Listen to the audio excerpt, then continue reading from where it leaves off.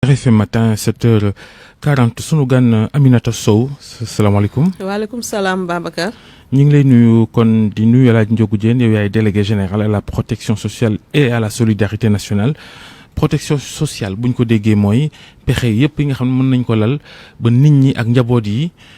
seeni poos du rës ba jural leen i loraange. am na rapport boo xam ni da ngeen koy génnee tey rapport bi ñu tuddee revue globale et stratégique du système de protection sociale nga xam ni waa BIT bureau international du travail ñoo ci ànd ak yéen naka noonu tam waa Union européenne rapport bi génnagul waaye mën nañoo njort ni njaboot yi te loolu xamees na ko sax ba noppi bu dee ren moom 2020 lii di feebar bi di coronavirus bokk na ci leen gën a sëngéemal. jërëjëf Babacar maa ngi lay nuyu di nuyu El Hadj Ndiogou di nuyu ñi ñuy déglu ñëpp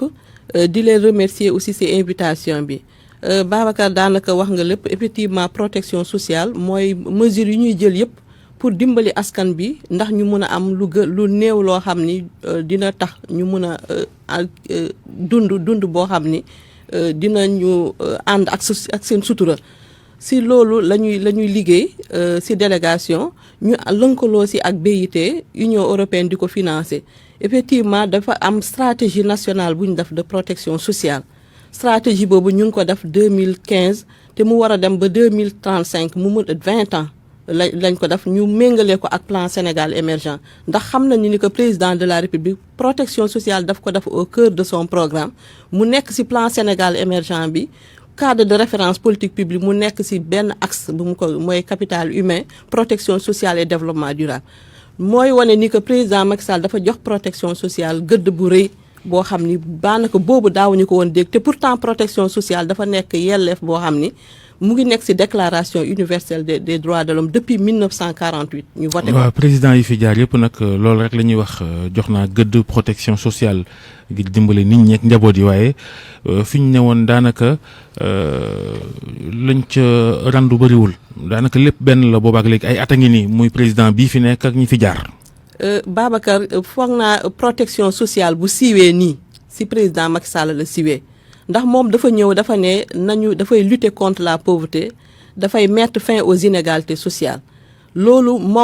mooy protection sociale mun nañu wax ni que donc bu fekkee vraiment dañuy wax protection sociale mun nañ ko jagle président la loolu foog naa ñëpp mun nañ ko nangu donc mais inégalité sociale ba léegi mi ngi fi ak jafe-jafe ndóol gi tey jii la gën a wàllu gën a ay nit ñi ba léegi ñu ngi jànkonte ki jafe-jafe rawatina jamono ji ñu nekk. xam nga protection sociale dañu bëgg a def ba bu ñu demee ba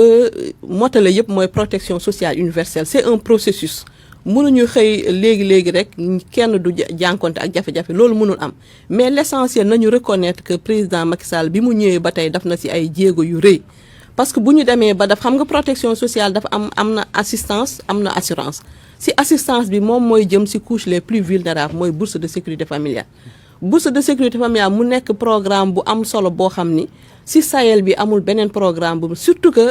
engagement état bi bu mu ci toll parce que état bi chaque année dafay dégager plus de 31 milliards 500 millions yoo xam ne ci gafa boppam la mu ko ciy def loolu partenaires techniques et financiers yu ñuy accompagner yëpp dañ koy saluer dañuy joxe le Sénégal en exemple bourse de sécurité familiale yi non seulement dafay nekk cash transfert loolu foog naa xam nga bu njëkk ba nit ñi ñu ngi ko doon décrier di wax ni que bourse bi baaxul waaye léegi déggatoo kenn di ko wax parce que dem nañu ba record ba comprendre ni que vision bi ci président Macky Sall am te nit ñi tamit nañu xam ni bourse de sécurité familiale bi du cash transfert kese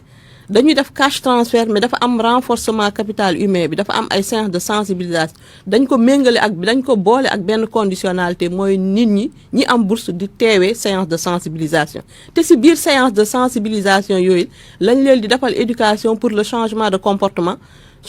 comportement boobu éducation boobu dafay permettre ñu rompre la chaîne de transmission intergénérationnelle de la pauvreté parce que nit ki tey soo fekkee da nga amul nga nekk ci ay jafe-jafe war nga def tout dañ lay jàngal nga def tout ba sa doom du vivre li ngay vivre mais dinañ la jox loo xam ni di nga mën a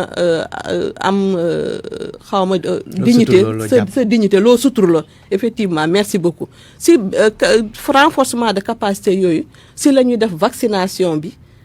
pour doom yi ñu leen di vacciner xam nga vaccination dafay joxe wér-gi-yaram bi dafa am solo ci nit pour mu mën a liggéey produire ëllëg dañ ci def aussi suivi pour que déclaration à la naissance yi mu am xam nga état civil dafa nekk problème bu rëy surtout ci zone yu éloigné yi maa ngi déglu benn témoignage benn nit mu ne am na zone yoo xam ni nit ñi bu ñu déclaré passe dem état civil fay 300 francs timbre xaalis ba dañuy préférer daf ko feneen donc nit ñi bu ñu xool mën nañ ko xeeb. loolu rek mandarga la ci donc loolu ak scolarisation. loolu mandarga la madame ci ndóol gi ci réew mi te defi lu jéego bourse yi ngeen wax bourse familiale yi juróomi junni ñetti weer yu ne am nañu jàpp ni du woon pexe ndax 80 milliards ak nangam yi ñu ciy def at mu jot mënoon nañ ci sanc ay yeneeni mbir yoo xam ni ay yëngu-yëngu lay jur koom jur activité jur liggéey. ñi koy wax foog naa dañoo gëstuwul bu baax bourse de sécurité familiale te réew mënul dox jëm kanam te ñu bàyyi une bonne frange de la population ñu am 47% de pauvres ñu exclure leen ñi am ñi di continuer di am ñi amul ñi duñu am. non dañu ne 80 milliards daanaka diggante 80 ak 100 milliards yi ñuy def ci bourse familiale mën nañ cee renforcer waa kaw gi ci ay. lu jëm ci mbay mi gën ko suqaleeg sampal leen ay bërëbu liggéeykaay jox leen i jumtukaay. ñu demal seen bopp. protection sociale dégg nga ma ne la protection sociale mooy jàppale nit ki assurer un minimum de revenu dimbali ko mu am accès aux soins donc minimum de revenu boobu fu muy jóge ci ay activité lay jóge soit mu nekk assistance mais day nekk ci activité te effectivement ñun protection sociale bourse yi ngay gis ni maa ngi lay wax ni dafay ànd ak renforcement de capacité mais aussi dafa am lu ñu commencé di def depuis phase pilote bi jàll na ñu ngi ci évaluation mooy accompagner leen avec des actifs productifs activités génératrices de revenus pour que képp ku ñu enrôler ci bourse bi bala ngay génn yow sa situation mu améliore donc bourse bi du question cash transfert 25000 bëri na ci ñi nga xam ne am na ñoo xam dañ naan ñoom mën nañ toog ñett ak duñu am 10 000 francs yu dajaloo ci seen loxo donc soo defee cash transfert nga defalee ay séances de sensibilisation ñu scolariser seeni doom. loolu nag moo leen di suuxat ci ndóol. ndax xam nañ aw lépp bu jëm ci ne bala ngaa li ngay xëy di may nit jën bés bu yàlla sàkk jàngal ko mu napp moo gën. justement jàngal ko mu napp boobu moo tax nag ñu def projet yokk koom-koom boo xam ni banque mondiale moo koy financé. loolu moo tax ñu def ko actuellement nii def nañu 12000 ménages bénéficiaires de bourse yoo xam ne ñu ngi ci yokk koom-koom phase pilote bi jàll na ñu ngi nekk ci évaluation bi rapport bi génn na dinañ ko partager récemment dinañ koy partager ba pare dañu dem ci phase extension d'ailleurs demain dañ koy discuter phase extension yan zone la ñuy jël donc jàngal ko bi li ñuy nappee bi effectivement ci loolu lañ nekk donc bourse bi foog naa programme bu gën a pertinent noonu kenn naataab leetul pertinence am. léegi rapport boobu nga wax sànq ngeen def ko jëm ci wàllum protection sociale tolluwaay weeg yooyu ànd ceeg BIT lan la fësal ni jafe-jafe ak saafara yi. effectivement jafe-jafe yi bi ñu defee revue bi BIT dañuy jàppale côté technique Union européenne tamit financé ko ñu ngi leen di remercier au passage ak yeneen partenaires yëpp UNICEF FAO Banque mondiale ak ñoom ñëpp ak yeneen PAM ñoom ñëpp macha allah nit ñëpp ñëw nañu xam nañu pertinence protection sociale léegi ñëpp reconnaître nañ ko surtout Covid bi xam naa xëy na dinañ ci ñëwaat actuellement ni revue bi lu mu wane ni mooy ni que protection sociale laalul am na ñu bëri ñu mu bàyyi par exemple secteur informel bi ak monde rural bi donc dafa soxla ñu def extension loolu c'est un défi boo xam dañ ko war a relever. extension protection sociale au secteur informel au monde rural loolu ki leneen li aussi ñu xool naka lañ koy financer tamit parce que protection sociale ça coûte de l'argent il faut ñu wutal ko financement mais ñu wutal ko financement bu pérenne parce que du nga am financement tey rek programme booy teg na fekk yow nga mun ko soutenir nga xam foo koy wékk loolu am na ba pare nag renforcer cadre institutionnel bi parce que bu ñu demee ba am ay acquis c'est important ñu sécuriser acquis yooyu loolu moom mooy problème yooyu ñu am ak défi yi ñu war a relever actuellement. da ngeen di faral di tudd kaw gi rek waaye da ngeen di fàtte waa taax am na sax kaw yoo xam ni ñoo tane waa taax fupp ndakaaru gi ak la ko wër bëri na ci ñoo xam ni seen loxo jotul seen ginnaaw ñi ngi dund xëy na lu raw li waa àll bi di dund ndax bu dee kaw gi ñoom seen i sàq bu feesee sax nañ mën a xëy am lu nu jëfandikoo waaye taax yi itam xanaa bokkul ci seen i plan. taax yi bokk nañ ci gis nga protection sociale bi dafa ànd ak équité la ànd programme d'équité la sax protection sociale bi bu ñuy def par exemple bu ñuy enrôler nit ñi di xool yan ménage ñoom ñoo am jafe-jafe pour ne pas dire ñu am ñu ndóol dafa am registre national unique bi nuñ leen di enrôler foofu lañ ko dafa am carte de pauvreté boo xam ne ANSD moo koy génne moom moo naan si taux de pauvreté Sénégal par exemple 47% la région tel tant de % la région bi mu répartir ko si région yëpp ba pare répartir ko si département répartir ko si commune bi si loolu la ñuy jël bu ñuy tànn ay nit bu ñuy def enquête pour enrôler leen si registre national unique bi si la ñuy jëfandikoo si la ñuy sukkandikoo pour mun a dugal nit ñi ça veut dire que du bàyyi kenn mu des nag registre national bi actuellement ñu ngi si 588 000 ménages ñu am nag projet daf ko ba 1 million de ménages donc chaque fois que buñ koy élargir ku nekk diñ leen sa jox sa wàll donc kenn du wax ni que am ñun bàyyi nañ ñu dugaluñu si biir. semaine bii ñu weesu lañ doon màggal journée nationale internationale des personnes handicapées. fii nga toog nii la Yatma Fall toogoon président fédération des associations de handicapés du Sénégal muy naqarlu yéexaay gu ñu nemmeeku ci carte d'égalité des chances nga xamante ne dañ ko jaglal way laago yi mu ne fi mu toll nii boobu léegi si juróomi at 61 000 cartes lañ produire woon alors que ñi mu soxal. handicapés yi ëpp nañ 1 million. yéexaay googu lan moo ko war a ak lu ngeen ci fas yéene def yéen. maa ngi leen di d'abord ma féliciter leen parce que vraiment ay nit ñu toogu rek ñuy xalaat lañu ba pare ñuy dox pour seen mieux-être la ay nit ñu farlu lañu maa ngi leen di féliciter aussi di leen ndokkal tamit ci seen bés bi passé nii. carte d'égalité des chances bi ministère de la santé moom moo koy def carte d'égalité des chances yi. président daf ko andi pour que képp koo xam ne dafa am waylaago mu am carte d'égalité nga xam daf koy faciliter à l'accès aux services sociaux de base mu koy faciliter aussi bu ñuy enrôler par exemple bourse si 61 000 cartes yooyu ñun am nañ 25 000 et quelques cartes yoo xam ni jël nañ ko enrôler ko à la bourse de sécurité familiale donc loolu tamit c'est un processus xam nga protection dafa yéex lool 61 000 si juróomi at alors que ñiy xaar bëri na lool. waa ñiy xaar bëri na c'est vrai que ñiy xaar bëri na mais aussi lu ci gën a am solo mooy ni que mbébét bi président am bi moom dafa joxe na instruction nañu képp kuy am waylaago nañ la jox carte d'égalité de chance maintenant processus bi mu ngi suivre seen couram bi mu ko déclaré léegi bu ñu amee 61 000 cartes am na lu ñu def bien que ñoom yàkkamti nañ ñoom ñëpp ñu enrôler leen c'est vrai mais aussi carte d'égalité de chance boobu bon ñëpp mun nañ ko am. ñuy am laago yëpp dañ koy am mais ñi bourse bi tamit ñoom dañ koy décrier ne am na ñu ñuy woo tout le temps di wax ni que ñun am nañ carte bi mais amaguñu bourse nit ñi tamit nañu xam que amoo du ko am carte d'égalité de chance nga am bourse parce que am na ñoo xam ne dañuy am waay laago waaye dañuy liggéey te bourse bi dafay cible am mooy ñi nga xam ni dañu am jafe-jafe pour am le minimum. mais léegi yéen bu ngeen di def lii te leneen matewul ndax équité sociale équité territoriale bu fekkente ni da ngeen bëgg a dimbale nit ñi te yéen bu ngeen doon dem di leen seeti sax amuloon fu ngeen di jaar ndax yoon yu bon nit ñi mënuñoo faju paj mu mucc ayib est-ce que di leen jox ay envoyé xaalis ak ñoom seen dina mën a saafara yëf yi de façon durable est-ce que warul doon benn stratégie globale boo xam ni dina am équité sociale waaye itam jumtukaay yi ci dëkk yi mu mate. Effectivement li nga wax li dëgg la te loolu dafa fekk ci vision président de la République bu demee ba créer ministère du développement communautaire. madame fooy militer ci APR ban gox. man Patte d'Oie laay militer. ok moom kay daanaka naka jekk aywa. waaw. bu demee ba créer ministère développement communautaire équité sociale et territoriale nga xam ni kon moom lépp daf ko articuler loolu moom mooy wane pertinence su politique bi muy def bi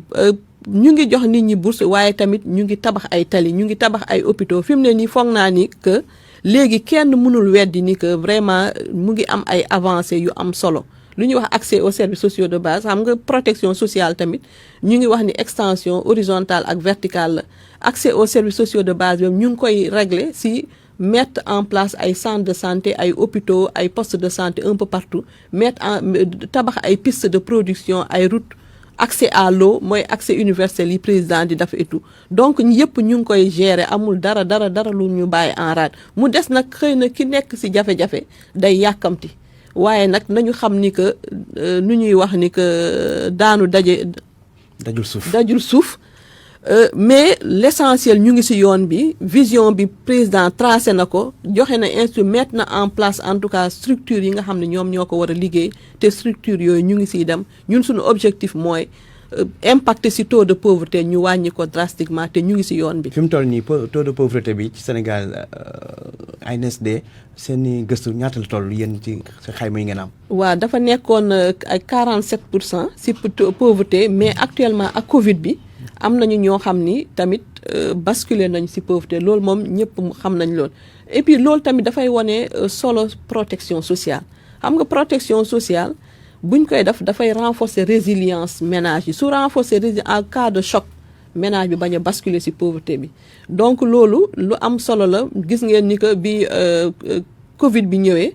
président Macky Sall bi mu bëggee jàppale néew di doole yi bi mu bëggee jàppale sénégalais yi am na ñoo xam ni xalaatuñu woon ni que dinañ soxla ak ceeb dinañ soxla ay diwlin yooyu mais bi Covid bi ñëwee soxla nañ ko loolu tamit dafay wane pertinence protection sociale. day wane aussi ba tey jii ñu ngi ko soxla. day wane aussi pertinence registre national unique bu ñu teg bi parce que registre national unique bi dafay nekk base de ciblage ñun suñ ko defee c'est un acquis important boo xam ni. pays du Sahel ñu bëri dañuy ñëw Sénégal pour xool ci registre national unique naka lañ ko defee parce que dafa nekk fierté wu Sénégal parce que dafay nekk base de données boo xam ni bépp politique bépp projet et programme de protection sociale bu ñuy def dañ ko ci war a